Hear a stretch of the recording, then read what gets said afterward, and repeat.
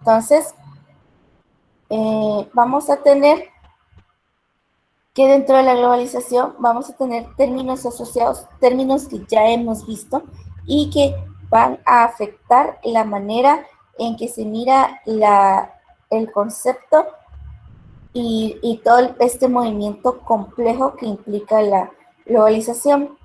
Entre los términos asociados a esta está la cultura, la identidad cultural y la etnia. La cultura desde el punto de vista de cómo esta es promovida y es movida a través de las diversas formas de comunicación que representa la identidad, eh, la, la, la globalización, ¿sí? Y cómo es de fácil la difusión cultural a través ahora de los diversos medios de comunicación y cómo esto altera la identidad cultural de los individuos. A través de esa diversidad que vemos en redes, en medios, ¿sí? Nuestra identidad individual o la mismidad, ¿sí? Que es yo mismo, terminan siendo eh, afectados, ¿sí? Porque la influencia externa nos va a ir cambiando las perspectivas de nuestro mundo, de nuestra forma de ver la sociedad, ¿sí? La altera incluso nuestra dieta, ¿sí? Vean ustedes en los centros comerciales y los food courts, ¿sí? La cantidad de comida diversa que podemos encontrar. Hace que unos 30 años atrás, pues el sushi era difícil de conseguir, pues ahora es una comida un poco más común y así. Eh, la globalización ha permitido ampliar ese horizonte propio de la identidad, alterando la cultura, llegando a los procesos de aculturación, que son cambios que se derivan del contacto entre dos culturas, ¿sí? Contacto que tiene su origen en la colonización, en la emigración, en el proselitismo religioso e ideológico, ¿sí? Es el tratar, el que llega un elemento y se asimila en el grupo. Por ejemplo, que estamos tan cerca, Halloween, ¿sí? Pues es una fiesta que no nos pertenece, pero que en muchos casos se ha tomado para celebrarla, ¿verdad? Entonces, eso sería un proceso de aculturación. Los cambios desde la globalización pueden ser malos o buenos, siempre van a tener sus pros y sus contras desde la perspectiva cultural. Ayudan a identificar, desarrollar y mantener redes de colaboración con todos los países del mundo para intensificar el intercambio cultural y académico y contribuir a una mejor comprensión global. Eso es una parte positiva. En este mundo étnico y culturalmente diversos, las ciudades van a expresar la diversidad a través de diferentes formas, ¿sí?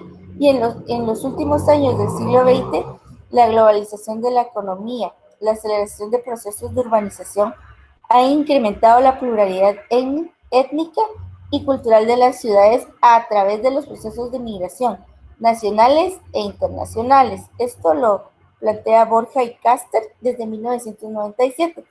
Y ustedes pueden ver estos procesos de cambio y la presión que, por ejemplo, las migraciones ejercen sobre los países. Vean las, las disputas y las discusiones que ha generado, por ejemplo, las caravanas de migrantes a la fecha, ¿sí? Entonces, todos estos procesos van a crear y van a obligar a crear conceptos. En este caso les propongo el de Pereira entre la similitud de globalización y mundialización. La mundialización de la cultura, para Renato Ortiz, dice que se da a través de la alimentación, de los supermercados, el vestuario, las películas, etcétera. Cómo los elementos ajenos a nosotros van llegando, ¿sí? Cómo es ahora fácil conseguir cosas de cualquier parte del mundo, ¿sí? Por ejemplo, un proceso de mundialización que es curioso, es el gatito chino de la buena suerte, ¿sí? Que se ha ido como volviendo cada vez más común en nuestro contexto. Y los procesos de globalización de la cultura significan que va a ser una globalización cultural y esta necesariamente va a ir amarrada a una revolución científica técnica que va a tener magnitudes y que va a afectar las relaciones globales a través de intercambios diversos como los intercambios económicos, intercambios de productos, y esto mismo nos va a dar un intercambio cultural desigual, ¿sí? Las culturas de los pueblos dominados quedan como sustrato del proceso de globalización cultural. Por ejemplo, Guatemala no va a tener la misma presencia a nivel global que va a tener Estados Unidos, por ejemplo, ¿sí? Porque la cultura, a pesar la globalización permite la difusión, no siempre va a tener ese alcance, ese potencial, ¿sí? Igualmente, a pesar de la globalización, la cultura va a ser particular y va a tener su propio proceso de globalización y de mundialización. Dentro de esto vamos a encontrar la parte de las desventajas de la globalización ante la cultura, que en este caso lo plantean las etnólogas Prindenbach y Zucri, que dicen que habitamos en una sociedad mundial sin fronteras, donde migrantes, jóvenes, artistas, científicos e internautas forman comunidades transnacionales unidas entre sí por elementos sociales, profesionales y espirituales comunes, pero que el impacto de lo nuevo está siendo de una manera tan veloz, ¿sí? Que el cambio ya casi ni se siente, sino ya no da tiempo de asimilar ese cambio, sino que solamente se da a través de una aceptación y punto. Y estos cambios muchas veces sugieren la monologización estructural, es decir, que todos seamos iguales, que todos pensemos lo mismo, que todos usemos lo mismo. Entonces, dentro de eso se ve el problema de que se va perdiendo la parte de la originalidad. En la práctica se genera una nueva forma de pensar o de tratar, donde no se trata de aplastar o eliminar lo local ni imponer esquemas desde grandes a chicos, sino generar un estatus común, es decir, todo va a ser igual, pero aquí se pierde la particularidad y la riqueza de la diversidad. La globalización en el ámbito cultural va a tener defensores y retractores, ¿sí? Los defensores, pues, hablan de un enriquecimiento a través de la difusión de las ideas y valores universales, mientras los retractores o los que están en contra, pues tienen planteada el temor a la pérdida de lo nacional y a la identidad cultural. Entonces, esto se vuelve un debate de pros y contras sin llegar realmente a una conclusión como tal.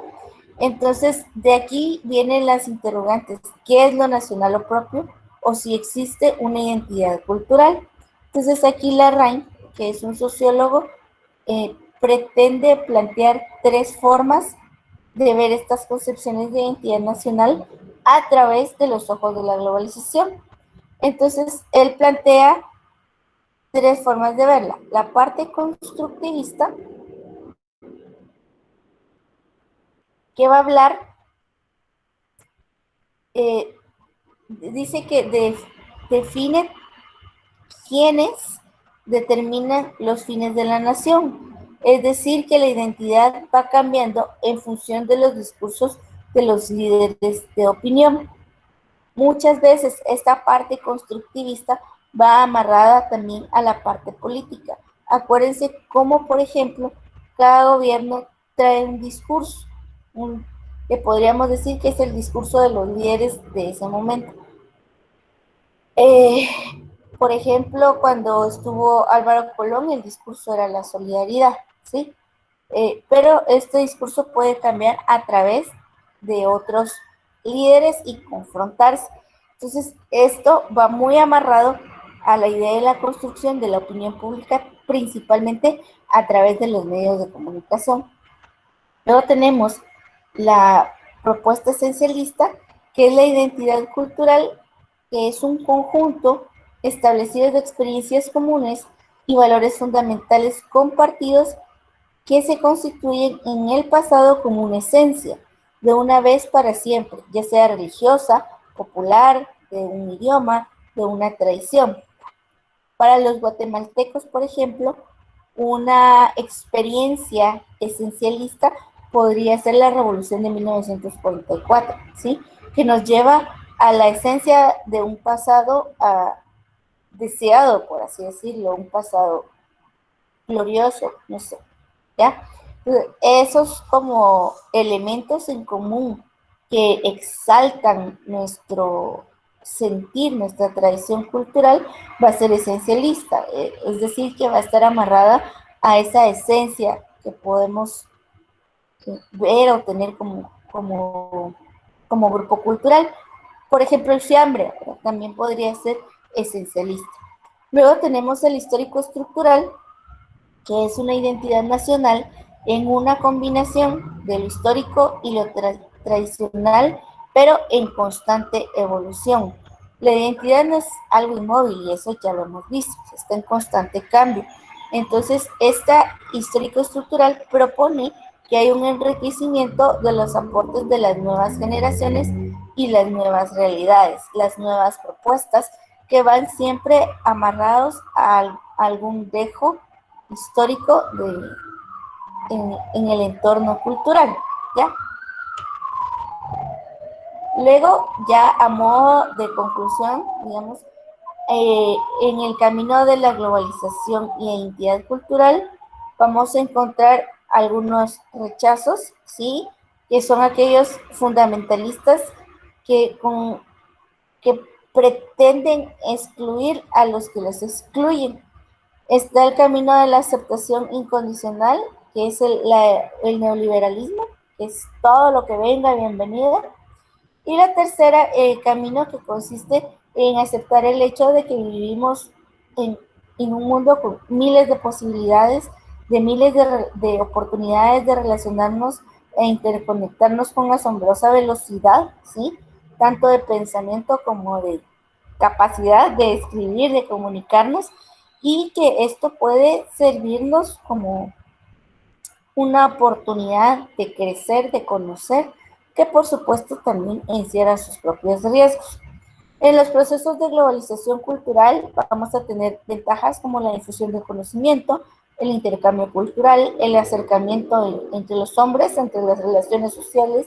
Lo global y lo local, lo moderno, lo tradicional pueden fusionarse en una hibridación enriquecedora. El conocer y el tener a mano la diversidad y la difusión de valores universales. Dentro de las ventajas, pues la falta de creatividad, el famoso copy-paste, ¿verdad? La estandarización cultural agresiva, la promoción de ideologías monoculturistas, las minorías que sufren discriminación o desigualdad, ¿sí? Que con este sistema de globalización y de comunicación, pues queda muy a flor de piel la desigualdad, la cultura en decadencia, la abolición de leyes y tradiciones por una uniformidad cultural, la pérdida de las particularidades culturales e incluso la pérdida de lo nacional. Entonces, estas son como ventajas y desventajas de la globalización, y pues al final queda en manos de quién y cómo se vaya a utilizar esta poderosa herramienta que conocemos como globalización.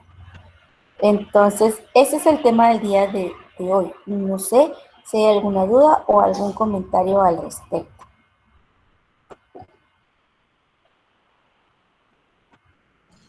Doctora, un ejemplo del camino